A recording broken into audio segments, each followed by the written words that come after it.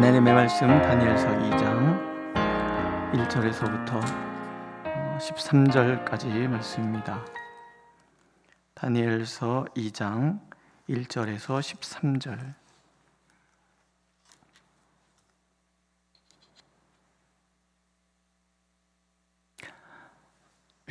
우리 한 목소리로 읽겠습니다. 1절. 느부갓네살이 다스린 지 2년이 되는 해에 느부갓네살이 꿈을 꾸고 그로 말미암아 마음이 번민하여 잠을 이루지 못한지라 왕이 그의 꿈을 자기에게 알려주도록 박수와 술객과 점쟁이와 갈대아 술사를 부르라 말하며 그들이 들어가서 왕의 앞에 선지라 왕이 그들에게 이르되 내가 꿈을 꾸고 그 꿈을 알고자 하여 마음이 번민하도다 하니 갈대아 술사들이 아람말로 왕에게 말하되 왕이여 만수무강하옵소서. 왕께서 그 꿈을 종들에게 이르시면 우리가 해석하여 드리겠나이다 하는지라 왕이 갈대아인들에게 대답하여 이르되 내가 명령을 내렸나니 너희가 만일 꿈과 그 해석을 내게 알게 하지 아니하면 너희 몸을 쪼갤 것이며 너희의 집을 거름더미로 만들 것이요 너희가 만일 꿈과 그 해석을 보이면 너희가 선물과 상과 큰 영광을 내게서 얻으리라. 그런즉 꿈과 그 해석을 내게 보이라 하니 그들이 다시 대답하여 이르되 원하건대 왕은 꿈을 종들에게 이루소서. 그리하시면 우리가 해석하여 드리겠나이다 하니 왕이 대답하여 이르되 내가 분명히 아노라. 너희가 나의 명령이 내렸음을 보았으므로 시간을 지연하려 함이로다. 너희가 만일 이 꿈을 내게 알게 하지 아니하면 너희를 처치할 법이 오직 하나이니 이는 너희가 거짓말과 망령된 말을 내 앞에서 꾸며 말하여 때가 변하기를 기다리려 함이라. 이제 그 꿈을 내게 알게 하라. 그리하면 너희가 그 해석도 보일 줄을 내가 알리라 하더라. 갈대아인들이 왕 앞에 대답하여 이르되 세상에는 왕의 그 일을 보일 자가 한 사람도 없으므로 어떤 크고 권력 있는 왕이라도 이런 것으로 박수에게나 술객에게나 갈대아인들에게 물을 자가 없었나이다. 왕께서 물으신 것은 어려운 일이라 육체와 함께 살지 아니하는 신들 외에는 왕 앞에 그것을 보일 자가 없나이다 한지라. 왕이 이로 말미암아 진노하고 통분하여 바벨론의 모든 지혜자들을 다 죽이라 명령하니라. 왕의 명령이 내림에 지혜자들은 죽게 되었고 다니엘과 그의 친구들도 죽이려고 찾았더라. 아멘. 꿈에 대한 이야기가 성경에 참 많이 등장합니다. 예수님이 태어났을 때도 예수님이 애굽으로 내려갔을 때 그때도 예수님 아버지가 꿈을 꾸지요. 꿈을 꾸고 또 그래서 아내 데려오기를 두려워하지 말라. 애굽으로 내려가라. 헤롯이 아이들을 죽인다. 또 환상, 또 꿈이라고 하지만 바울 사도도 유럽으로 복음을 전할 때 마케도냐 사람이 나타나서 이리로 내게 건너오라. 이런 것들 있죠. 요셉의 꿈도 그렇고 이제 다니엘도 오늘 꿈 얘기가 나옵니다. 보통 이걸 예지몽이라고 하죠. 하나님께서 앞날에 대해서 보여주시는 그런 꿈을 얘기합니다. 하나님께서는 느부갓네살을 나의 종이다 이렇게 말씀을 하시잖아요. 적어도 거대한 제국의 왕이라면 하나님께서 세우신 종이 틀림없습니다. 높이고 낮추심이 오직 하나님께 있음을 우리가 알기 때문에 그렇습니다. 어느 날 느부갓네살 왕이 꿈을 꿉니다. 아마도 자신이 거대한 나라를 세웠는데 이 나라를 어떻게 통치할 것인가 고민이 있었을 것입니다. 그러다가 어느 날 꿈을 꾸는 거지요.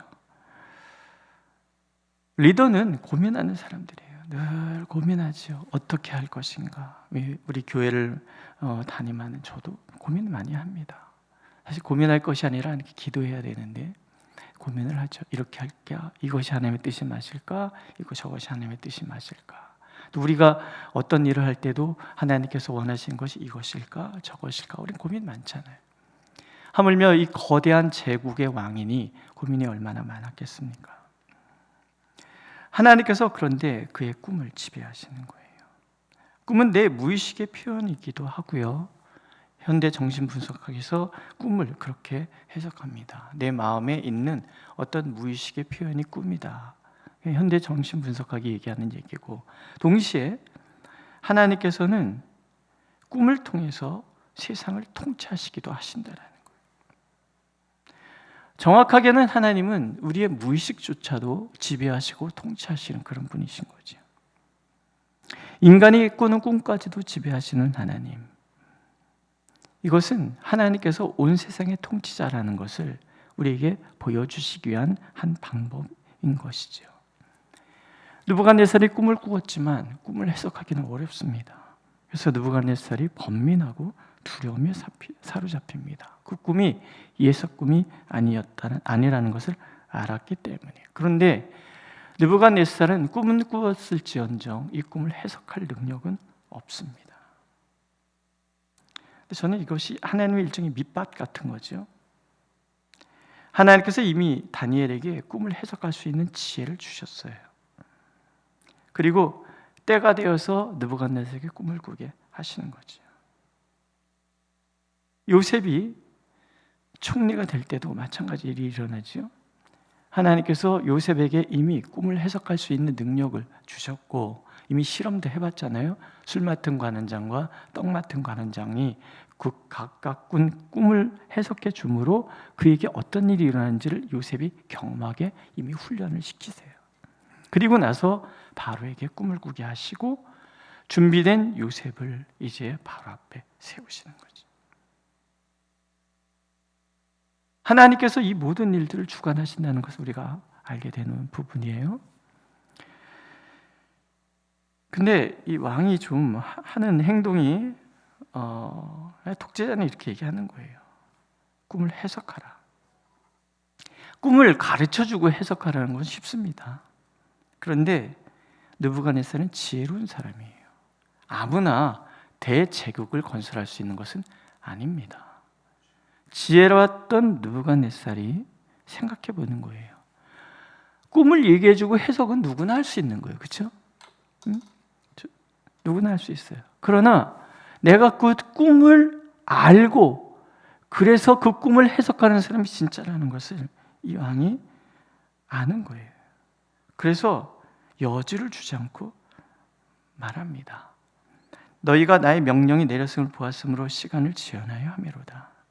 이는 너희가 거짓말과 망령된 말을 내 앞에서 꾸며 말하며 때가 변하기를 기다리려 함이라. 이제 그 꿈을 내게 알게 하라. 그래야만 너희가 그 해석도 보일 줄을 내가 알리라. 맞는 말이죠. 굉장히 지혜로운 왕이고 틀림없어요. 그러나 무모하기도 하죠. 황당한 명령이에요.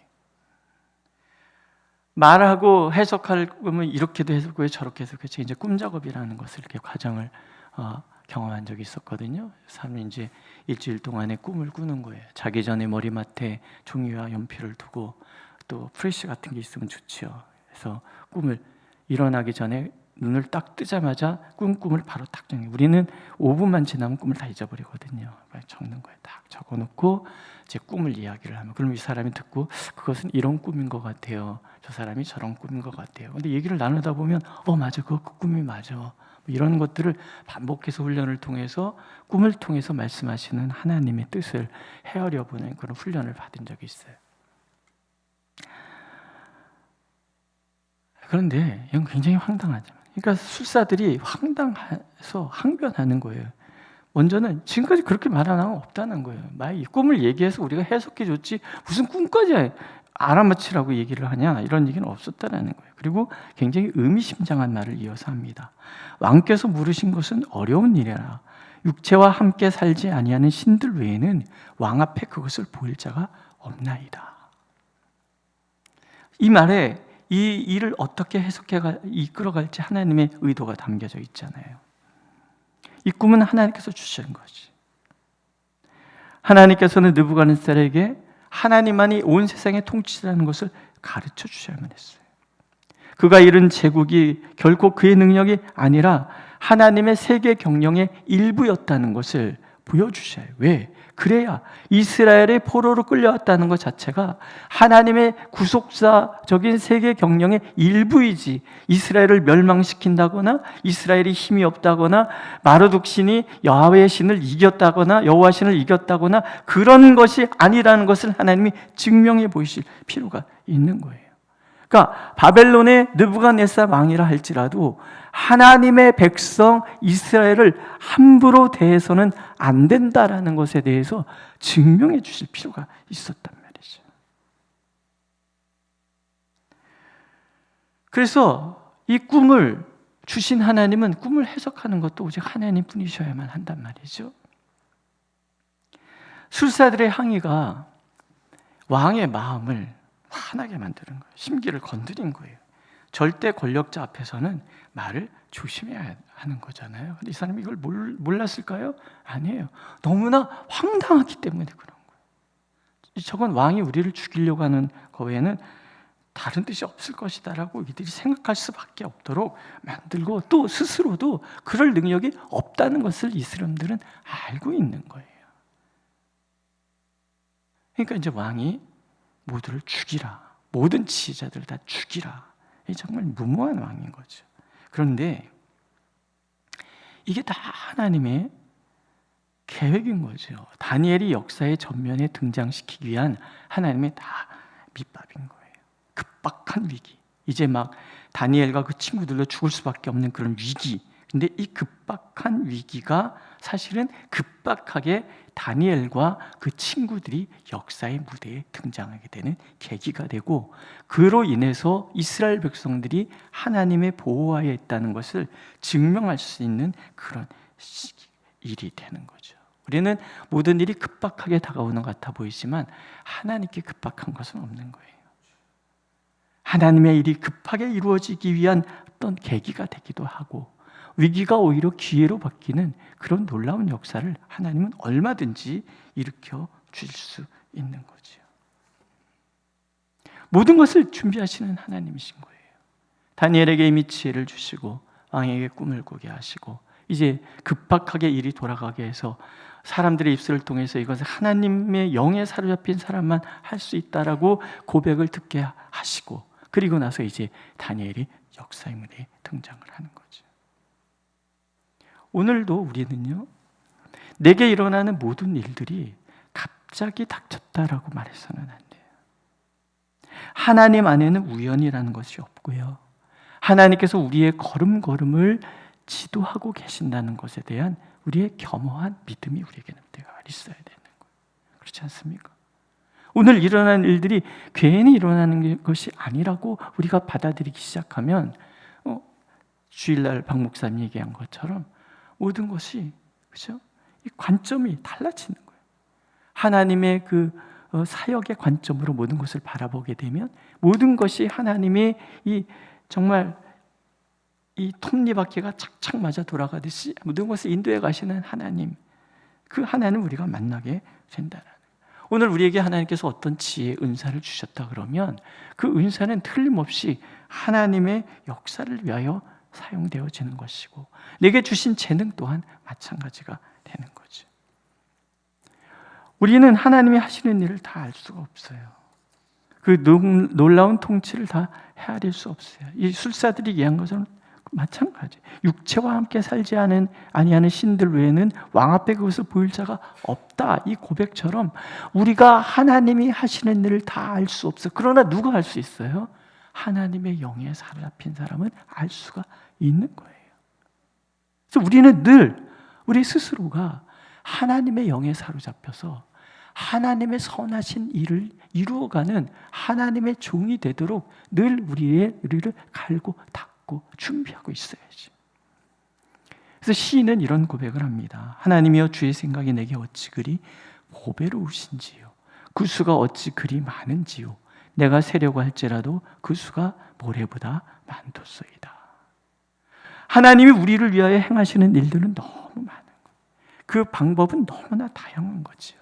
하나님이 오늘도 모든 일들을 주관해 가시되, 심지어는 우리의 꿈조차도 지배하시는 하나님, 그래서 온 세상의 통치자가 하나님이심을 보여주시기를 원하시는 하나님, 그 하나님 앞에 우리가 살아가고 있습니다.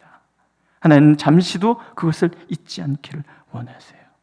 하나님께서는 어떤 일도 우연히 일으키는 일이 없고 모든 것이 하나님의 구원의 역사에 사용되는 것이며 하나님은 그런 일들을 통해서 하나님이 누구신지를 우리에게 가르쳐 주신 이것이 반복되면서 다니엘이 바벨론의 중요한 통치자로 하나님의 역사를 이루어가는 사람이 되었던 것처럼 우리도 하나님의 구속사의 한 부분에서 우리의 역할을 감당하는 사람이 되도록 하나님 만들어 주실 것입니다.